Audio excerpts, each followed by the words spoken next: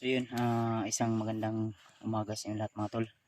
Magandang tanghali o hapon o gabi. Kung ano man oras nyo mapanood ang video na ito tol, ay binabati ko po kayo.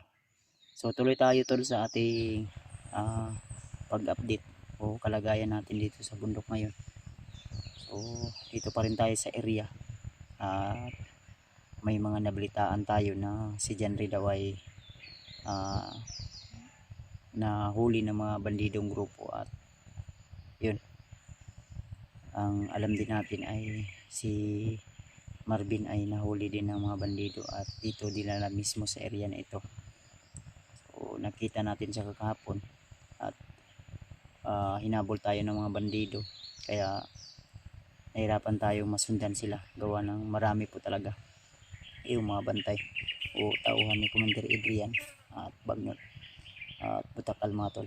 Kaya hindi natin si Marvin na tuluyang naligtas, kaya pagpasensyahan nyo na tol.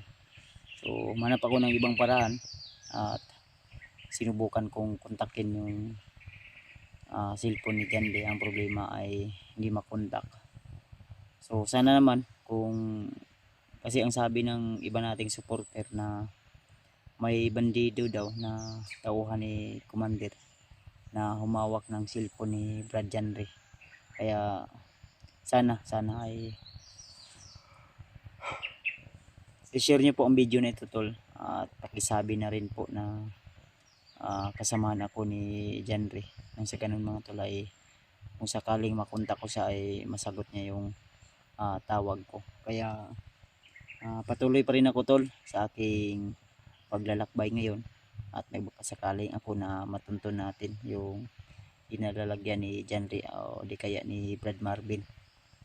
So lagi ko lang hinihiling tol na sana naway gabayan tayo lagi ng Panginoon at huwag tayong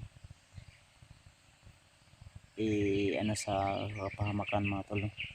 Lagi tayong iligtas sa anumang uri ng kapahamakan ng ating masasagupa sa araw na ito. Kaya shoutout po sa inyo lahat, lalo na kay Tita Hilma, kay Ate Indy Daos, Ate Jersey Ribas, kay Ate Nadine, kay Ate Indy Daos, shoutout.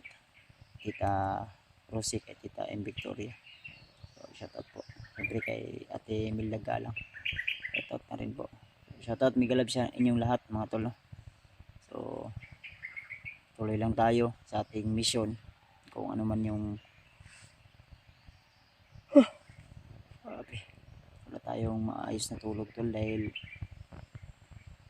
ganito talaga pag nasa bundok tayo ay talagang yung iniisip natin yung ating kaligtasan.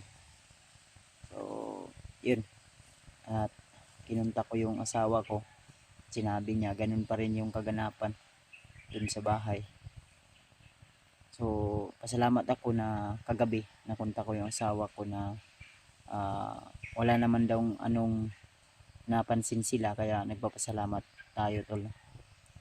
O di pa rin tayo kumpiyansa, kaya nasa isip ko na tulungan ko muna sila Janre bago tayo bababa, kaya si Brad Marvin.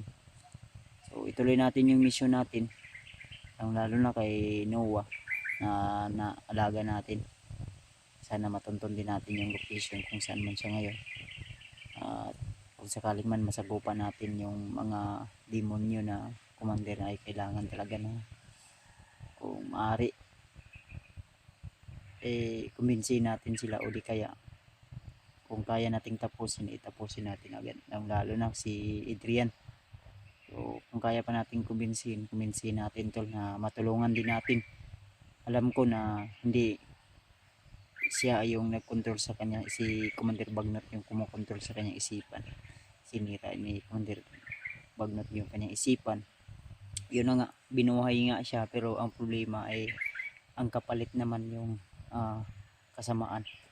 Kaya patuloy tayo tol sa ating mission, paglalakbay, at sana sila Julius, si Darimart ay magtagumpay din sa kanilang mission, na maibaba nila o matulungan nila yung kapatid ko, dahil sila po yung mas na malapit sa kay Rimart Nakita ko naman sa mga video nila na nasilip natin, parang ginamot yata nila si Rimart. So yun, ay pasensya nyo na tol kung medyo yung upload natin ay hindi talaga maka-update agad, gawa ng medyo mahina ang signal at hindi pwede na tayo ay padalos-dalos lalabas sa area at maghanap ng signal. Kaya pagpasensyahan nyo na tol at tuloy tayo sa ating mission. Yan, sobrang tahimik ng area na ito tol kasi malawak ang area na ito, no?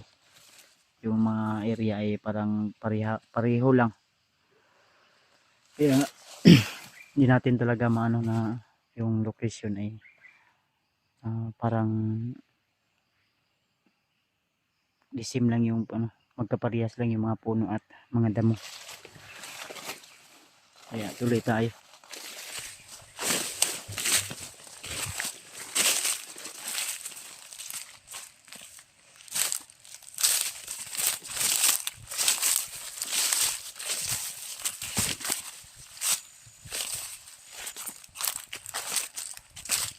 May narinig ako kaninang sigaw.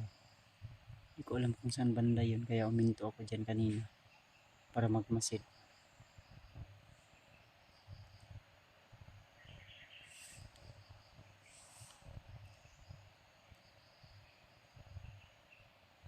Andito banda yun.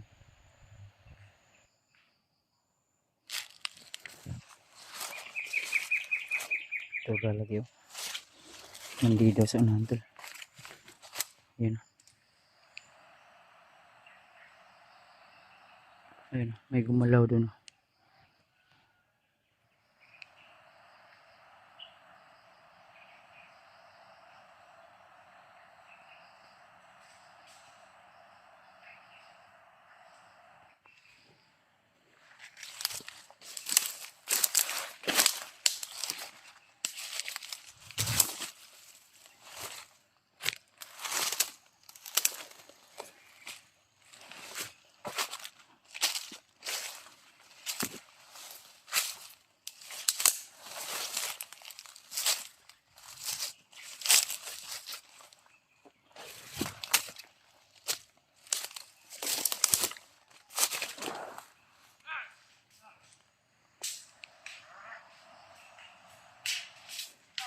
Bandido gila no.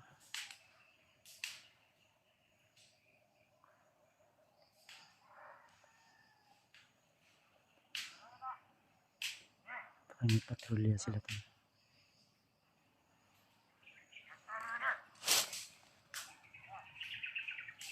Masid lang muna tayo.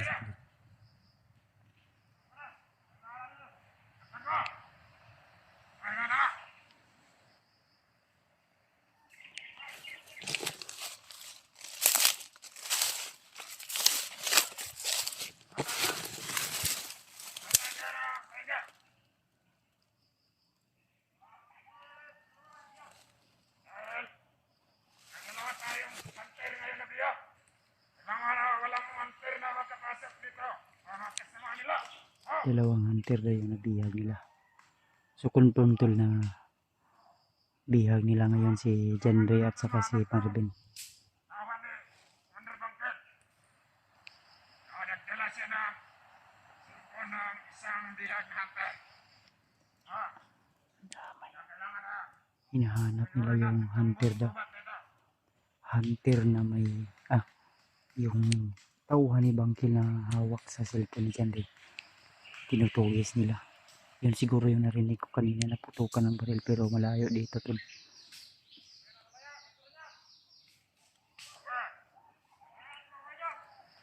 Ano nila mahuli. Ang problema, di ko makontak yung tao na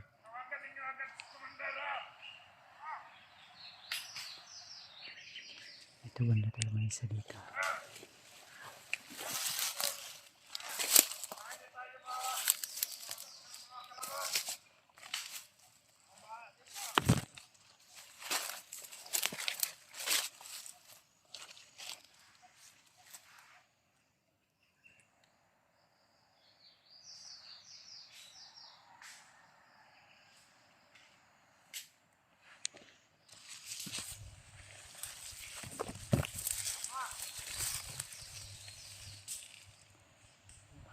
sila dito, tol.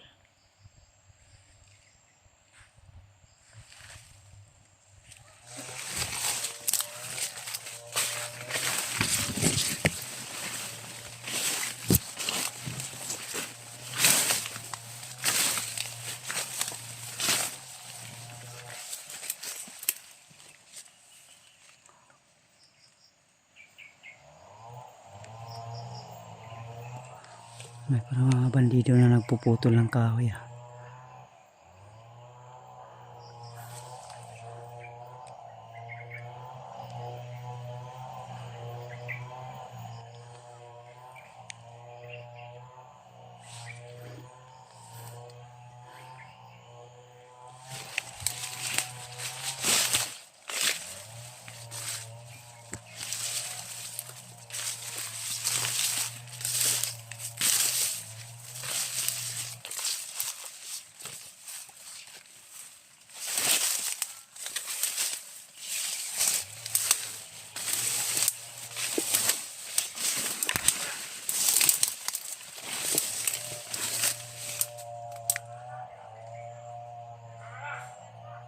Dapat tayo ng kahoy mamaya. Nagawa tayo ng kampo, panibagong kampo.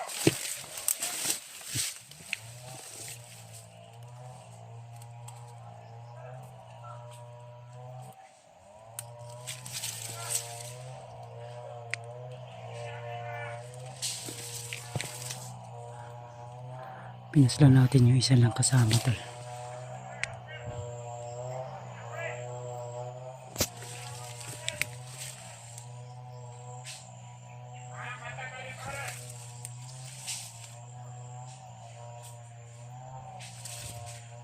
Nagahal sa Ismander na nagputol ng kahoy para gawin natin yung kampo.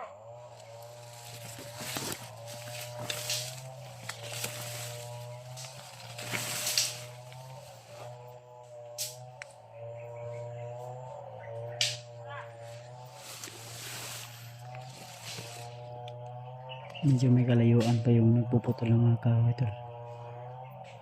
Kuha daw sila ng mga kahoy para gawing kampo.